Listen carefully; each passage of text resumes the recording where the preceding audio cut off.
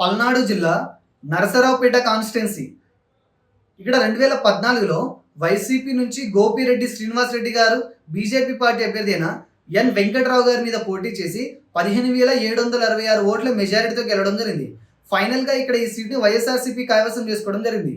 ఇక 2019లో కనుక మనం ఒకసారి ఇలానే చూసుకున్నట్లయితే ఈసారి కూడా వైఎస్ఆర్సీపీ అభ్యర్థిగా గోపిరెడ్డి శ్రీనివాసరెడ్డి గారు, జనసేన పార్టీ అభ్యర్థి అయిన జిలానీ సయ్యద్ గారి మీద, ఈసారి టీడీపీ పార్టీ అభ్యర్థి అయిన చదలవాడ అరవింద బాబు గారి మీద పోటీ చేసి ఫైనల్గా టీడీపీ మీద 32,277 ఓట్ల మెజారిటీతో ఈసారి ఈ సీట్ని వైఎస్ఆర్సీపీ గెలుచుకోవడం జరిగింది.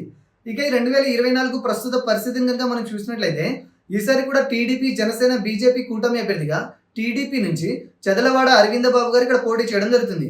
ఇక వైఎస్ఆర్సీపీ నుంచి ఈసారి కూడా గోపిరెడ్డి శ్రీనివాసరెడ్డి గారు ఇక్కడ పోటీ చేయడం జరుగుతుంది.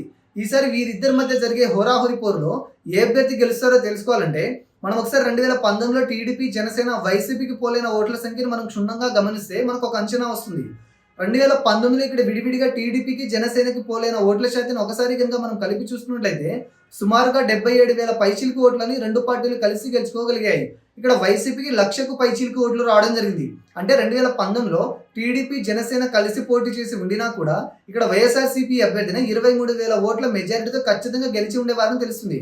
ఇక ఇప్పటి విషయానికి వస్తే ఈసారి ఇక్కడ గెలిపి ఎవరిదనంటే దీనికి సమాధానంగా ఆ టైంలో ఈ రెండు పార్టీలకు విడివిడిగా పోలైన ఇదే ఓట్ల శాతం ఈసారి కూడా చెక్కు చెదరకుండా అదే విధంగా ఇప్పుడు కూడా రిపీట్ అయితే ఖచ్చితంగా మంచి మెజారిటీతో ఈ సీట్ని వైఎస్ఆర్సీపీ అభ్యర్థి గెలుచుకునే అవకాశం ఎక్కువగా ఉంది.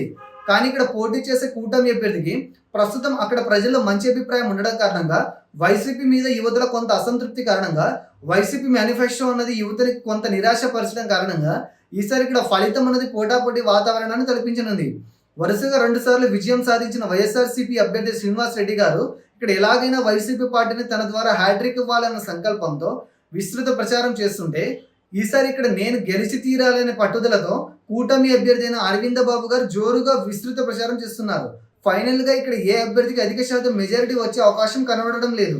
కానీ ఫైనల్గా ఈసారి కూడా లాస్ట్ టైం గెలిచిన వైసీపీనే సాధారణ మెజారిటీ ఈ సీట్ని గెలుచుకునే అవకాశం కనబడుతుంది. ఇక్కడ మనకు కనబడుతున్న రిపోర్ట్ని పక్కన పెట్టి కొన్ని ముఖ్య సర్వేలను పరిగణనకు తీసుకుని పరిశీలించి చూడగా కూడా ఇక్కడ వైసీపీకే కొంత ఎడ్జ్ ఉన్నట్టు తెలుస్తుంది. కానీ ఈ గెలుపు అనేది కొత్తగా ఈసారి పోల్ అవ్వబోయే యువత ఓట్ల మీద కూడా ఆధారపడి ఉంటుంది. మారిన సమీకరణాలను బట్టి యువత ఎటువైపు మొగ్గు చూపితే ఆ పార్టీనే ఈ నియోజకవర్గానికి కూడా కైవసం చేసుకునే అవకాశం ఉంది.